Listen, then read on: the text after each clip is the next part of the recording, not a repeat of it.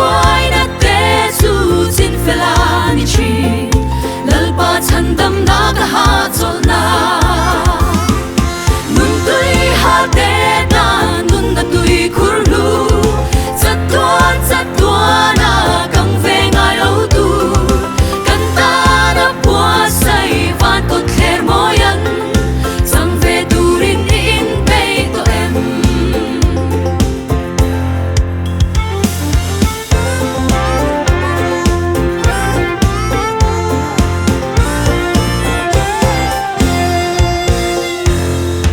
an sua le bo sia ka she do lo van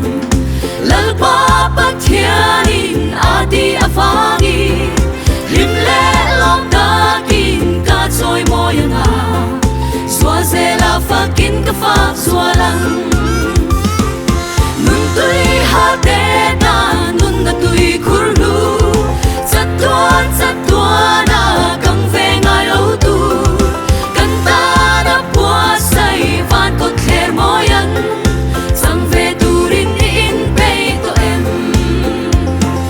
nun tui ha te ta nun na tui khur